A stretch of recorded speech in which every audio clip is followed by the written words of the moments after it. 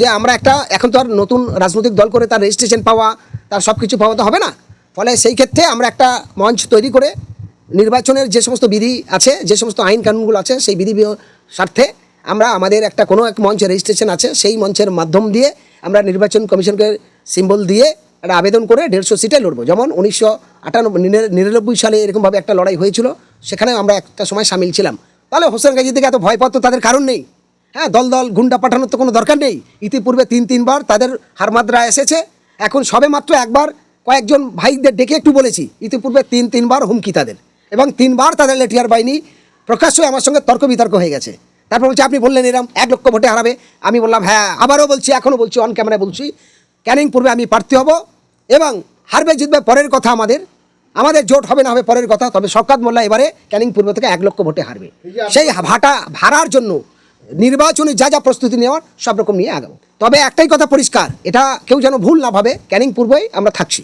ক্যানিং পূর্বে এই কারণেই থাকছি, স্বাধীনতার পর আমি শুনলাম ক্যানিং কোনো চুনোপটি মানুষ যারা একসময় তৃণমূল থেকে অত্যাচারিত হয়েছে, কংগ্রেসের এই নেতাই শওকত মোল্লা যখন সিপিএম ছিল তখন তার কাছে অত্যাচারিত হয়েছে, আবার শওকত মোল্লা যখন ওখান থেকে তৃণমূলে আসলো সেই তার কাছে অত্যাচারিত হয়েছে। একসময় তারা আমাদের কাছে যোগাযোগ করেছিল, কান্নাকাটি করছিল। পরে দেখলাম কোনো এক সাংবাদিক ভাইদের মাধ্যমে সে এখন আবার বড় বড় তাদের অনেক বুলি হচ্ছে, কিছু মানুষ আছে, তাদের এই কথাগুলো দেখে আমাদের হাসি পায়। ঠিক আছে, ভালো কথা, কিন্তু আমার বক্তব্য যে মানুষগুলো আমাদের বিরোধী বলবে, আমি সেই মানুষের বলতে চাই রাজনীতিটা বড় কথা নয়, বা এমএলএমপি হয়ে গেলে সব হয়ে যাবে সেটা কথা নয়, বা না হলেও সব হয়ে যাবে এমন কথা নয়। আমি শুধু পরিষ্কার বলতে চাই, ক্যানিং পূর্ব বিধানসভা নিয়ে সারা পশ্চিমবঙ্গে 294টা বিধানসভার মধ্যে একমাত্র ক্যানিং পূর্ব বিধানসভায় রেজ্জাক মোল্লার পিরিয়ড থেকে আর এই পর্যন্ত স্বাধীনভাবে মানুষ ভোট দিতে পেরেছে। তো এই তো সেই শওকত মোল্লা যে সিপিএম থাকতে পেছন দিয়ে লাঠি দিয়ে মেরে মানুষের আক্রান্ত করে সব লুট করেছিল, লুটে খেয়েছিল, লাঠিয়াল বাহিনী ছিল।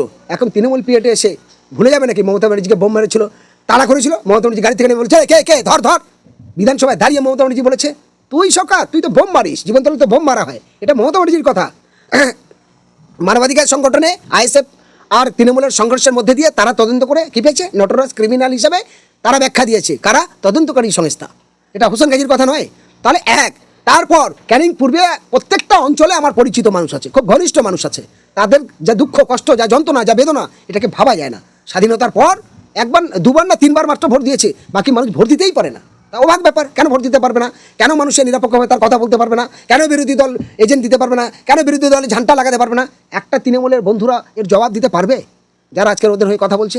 আমি মুসলমান, আমার মধ্যে ইমান থাকবে না, শুধু ভোটের স্বার্থে মস্তাদের দিকে চলে যাবো, তাহলে আমার ইমান তো থাকবে না। এটুকু তো বুঝতে হবে তৃণমূল নেতাদের।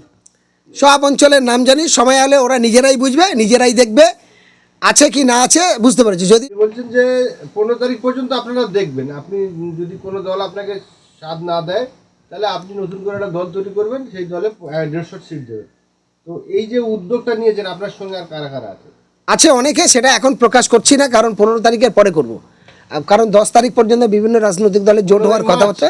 হ্যাঁ, 15 মার্চের পরে আমরা সেই সিদ্ধান্ত নিয়ে আগাবো, তখনই আমরা নামগুলো প্রকাশ করব। এখন হ্যাঁ, কলকাতা প্রেস ক্লাবে করি, চাই কোথাও করি, করব, বলবো। সেটা সময়টা, জায়গায়, স্থান সব জানিয়ে দেবো। আগে থেকে বললে তো অনেক রকম ডিস্টার্ব থাকে, কারণ এখন সবগুলো শাসকের হাতেই থাকে। হ্যাঁ, আগে বলে দিলে তার জায়গাগুলো বুকিং করে ফেলে, সমস্যা এটাই হয়, আমরা দেখেছি। আপনি বলছেন যে কোনো কেউ যদি যোগাযোগ না করে, আপনার কাদের সাথে যোগাযোগ আছে বর্তমান রাজনৈতিক হিসেবে, কোন দলের সঙ্গে করছেন? হুমায়ুন কবির এ যে ইউপি, না রুহুল আমিন সাহেবের যে ইউপি? দেখুন, আমি তো রুহুল আমিন সাহেবের হ্যাঁ জনতা কি যে ইউপিতে আমি যাই না, জাতীয় উন্নয়ন পার্টির সঙ্গে আমি ছিলাম না, কিন্তু হুমায়ুন কবিরের আম জনতা উন্নয়ন পার্টির সঙ্গে ছিলাম, এবং শুরু থেকে তাদের সঙ্গে সাথ দিয়েছিলাম। শুরু থেকে আমি আইএসএফের সঙ্গেও ছিলাম। হ্যাঁ, ফলে এখন আমি তাদের বিরোধী কারণ নয়, এবং রুহুল আমিন সাহেবেরও বিরোধী নয়। আমি বিরোধী দুটো দলের, একটা হলো বিজেপি, একটা হলো তৃণমূল। এখনও চাই বিজেপি আর তৃণমূলের বিরুদ্ধে যতগুলো রাজনৈতিক দল আছে সবাই একসঙ্গে জোট বাঁধুক, সেই জোটে আমরা শরিক হিসাবে থাকতে চাই, এবং আমরা মানবাধিকার কর্মী হিসাবে থাকতে চাই।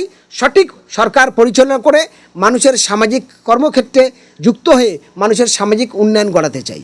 আপনি যখন হুমায়ুন কবিরের রাজনৈতিক দলের তিনি প্রতিষ্ঠা করেন, সেই সময় উপস্থিত ছিলেন আপনার নেতৃত্বে। আমরা সূত্রের মধ্যে খবর পেয়েছি যে আপনার নেতৃত্বে বহু মানুষ হুমায়ুন কবিরের দলে যোগ দিয়েছেন এবং পদাধিকারী হয়েছে। তার মধ্যে কয়েকজন মহিলা আছে, মামনি মজুমদার, শিখা মণ্ডল, শিখা ঘোষ, এরা সব আপনারই নেতৃত্বে উপস্থিত হয়েছে। তো আপনি সেই জায়গায় প্রার্থী হতে পারবেন না এরকম ভাবছেন কেন? হুমায়ুন কবির কি আপনাকে প্রার্থী করবেন না বলে এটা মনে করছেন আপনি?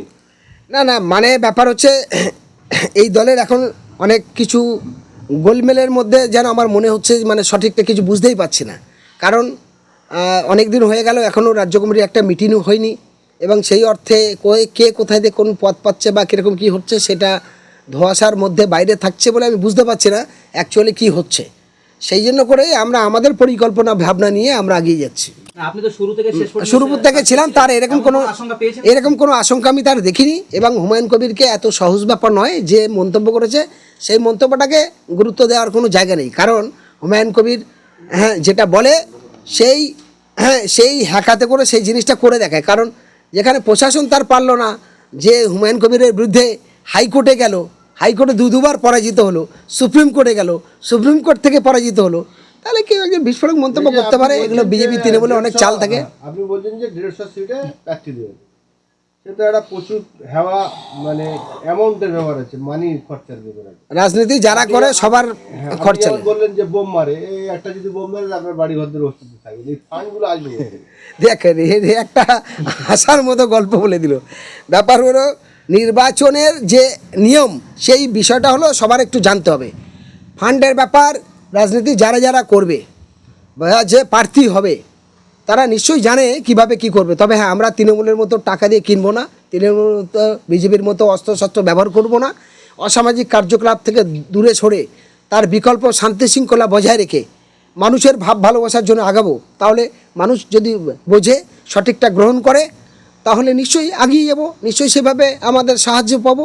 আপনি 2024 লোকসভা যাদবপুর লোকসভা কেন্দ্রে দাঁড়িয়ে আপনাকে ইলেকশন কমিশন গ্যাসের চিহ্ন দিয়েছিল, গ্যাস সিলিন্ডার। আপনি বিধানসভা ভোটে দাঁড়ালে কি তাহলে এবার ল্যান্টনের চিহ্ন দেবে ইলেকশন কমিশন? আপনি নেবেন? সেটা নির্বাচনের সময় দেখা যাবে, কারণ এগুলো অনেকগুলো ব্যাপার আছে নির্বাচনের, এক একটা সময়টা এক এক রকম থাকে। আমি যেহেতু জেওপির সঙ্গে ছিলাম, এখনও পর্যন্ত আছি।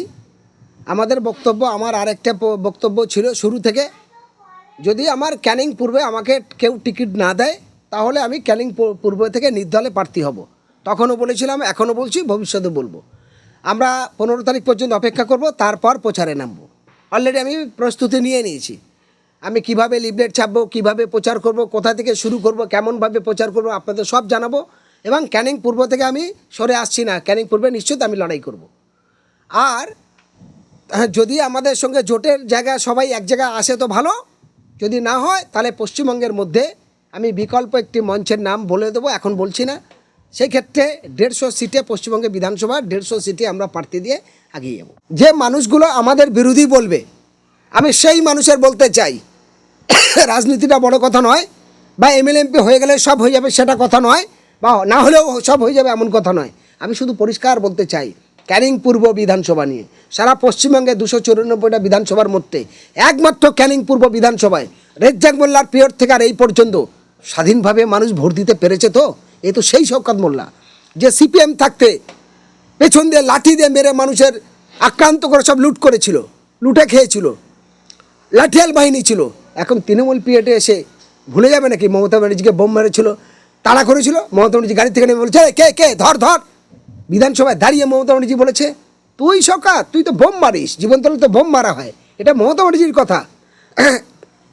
মানবাধিকার সংগঠনে আইএসএফ আর তৃণমূলের সংঘর্ষের মধ্যে দিয়ে তারা তদন্ত করে কী পেয়েছে, নটোরাস ক্রিমিনাল হিসাবে তারা ব্যাখ্যা দিয়েছে। কারা? তদন্তকারী সংস্থা।